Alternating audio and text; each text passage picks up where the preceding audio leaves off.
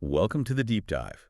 Today you're joining us for a really fascinating look inside the academic job search in higher education. Yeah, think of it as getting an insider's view, really. It can seem pretty mysterious from the outside. Totally.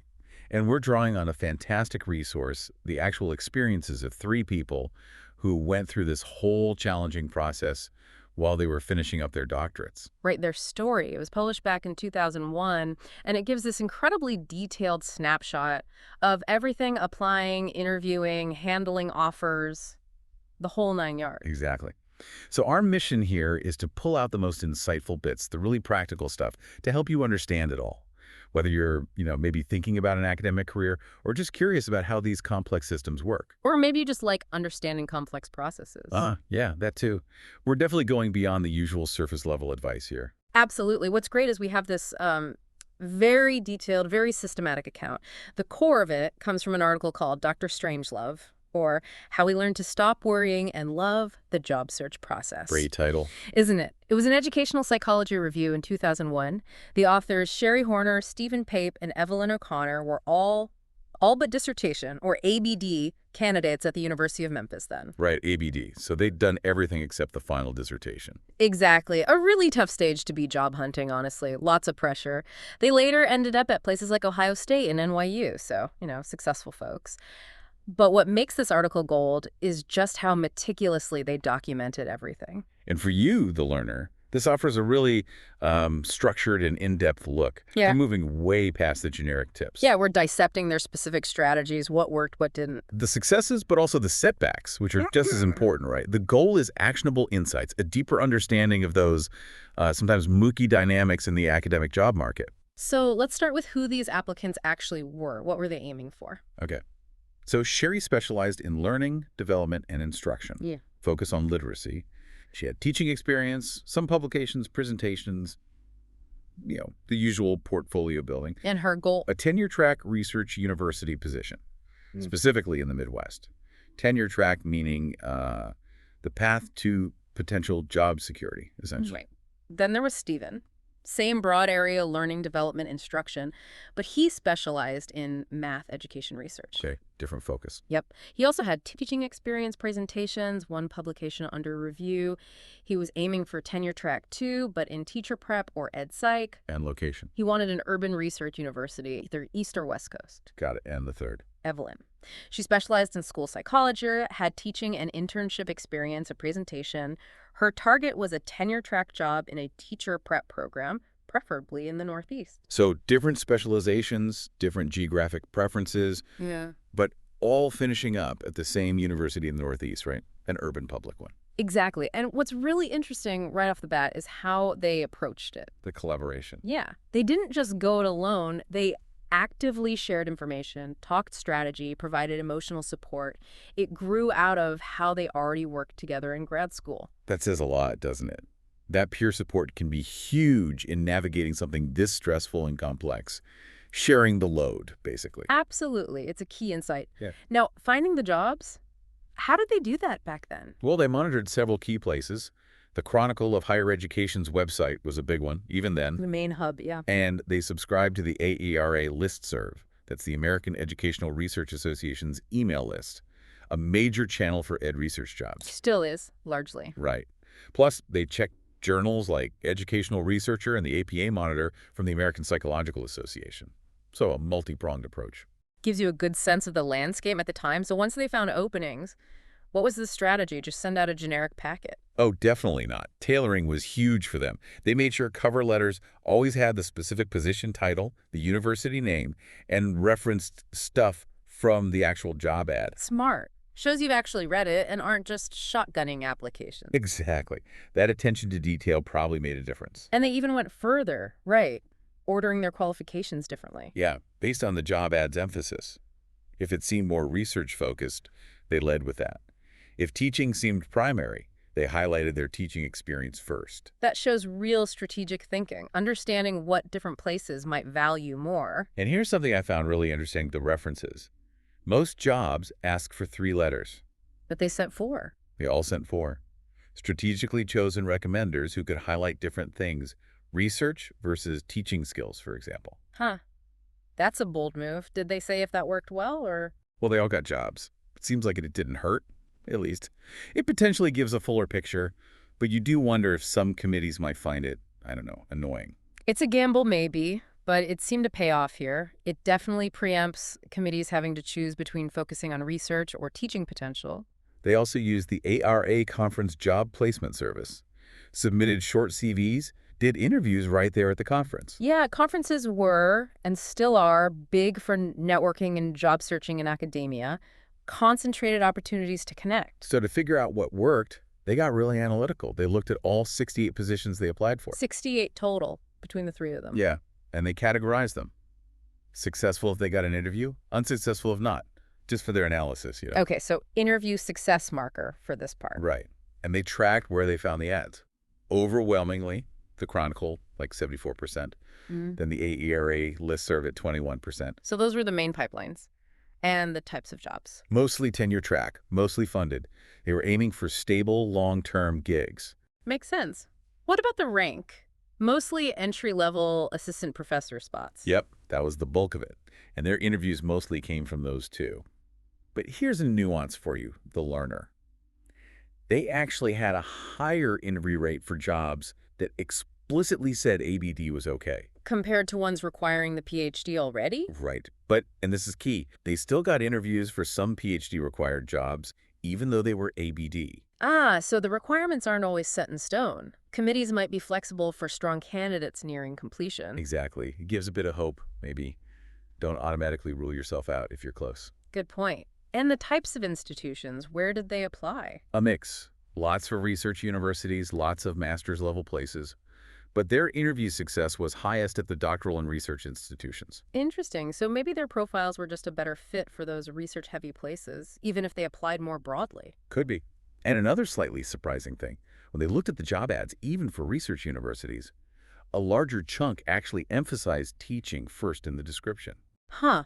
So maybe a disconnect between the institution type and how they initially frame the job, or maybe just reflecting the reality that faculty do teach a lot, even at R1s. Possibly. Now, to try to quantify their fit, they did this cool matching procedure. Okay, how did that work? They basically scored themselves against each job ad, listed all the expectations, requirements, recommendations, gave points for each, 1 point for requirements, expectations, half a point for recommendations. So like creating a percentage match score for each application. Exactly. On average, they met about 70% of the stated requirements across all applications. Okay, 70%, not perfect, but pretty good. Now, did that score predict getting an interview? That's the kicker, no. There was no significant difference in the average percentage match between the applications that got interviews and those that didn't. Wow. Okay, that really challenges the idea that just checking off more boxes guarantees success. Right. It strongly suggests other factors are huge. Maybe the quality of the writing, the perceived fit, the research potential, things that aren't just on a checklist. Yeah, those intangibles. Committees are looking beyond just the qualifications list. Makes you wonder what those factors really are.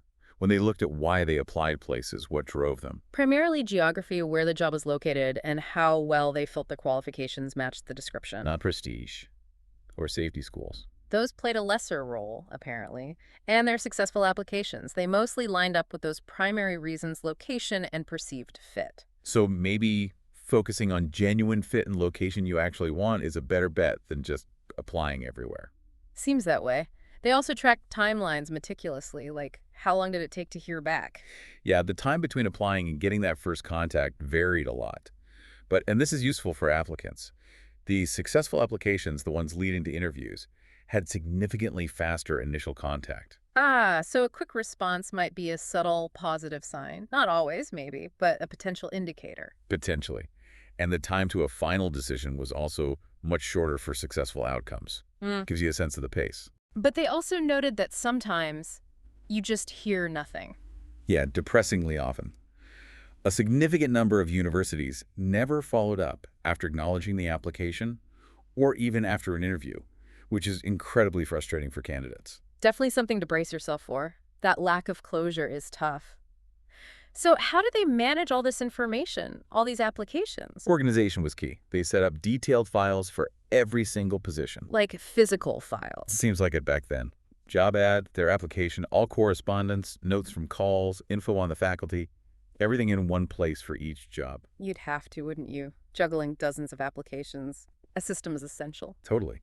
And as interviews started looking likely, they got proactive about preparing. Brainstorming questions. Yep, collaboratively. Yeah. Questions to ask the search committee, faculty, deans, during phone screens and campus visits. And they tried to anticipate questions they'd be asked. Smart. Thinking from both sides of the table. Informed by literature and their own insights. They prepped general answers, teaching philosophy, research interests, dissertation status, but also specific questions for each place. And apparently their prep really lined up with the actual interviews. Yeah, they said there was a huge overlap between the questions they prepped and what they were actually asked.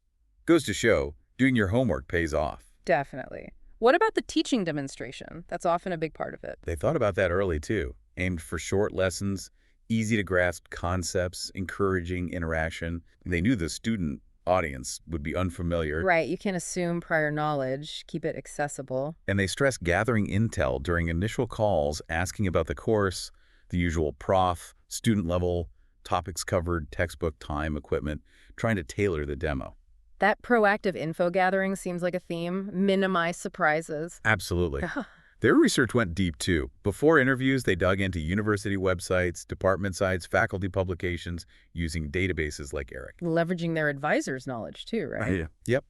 All about understanding the context, the faculty's work, so they could ask informed questions and speak knowledgeably. And they practiced mock interviews. They did. Practice responses, delivery, and after real interviews, they document everything, questions asked, answers given, responses received, and shared it all to refine their strategies. Wow, that's dedication. Treating every interview as a data point almost, a real learning process. For sure. Logistics-wise, the average time from application to interview was about 45 days. Varied quite a bit. Local interviews faster than travel ones, presumably? Yeah. And universities typically covered travel and lodging, sometimes even a Saturday stay to cut airfare costs. And the interviews themselves could be multi-day affairs. Often, yeah. Especially the longer ones. Stack schedules, meetings, research talks, teaching demos, the works. And the format of the presentations often matched the institution type. Research talks at research places, teaching demos at teaching places. Generally, yes. That makes sense. Aligning with the institution's focus. And post-interview? Follow-up. Crucial.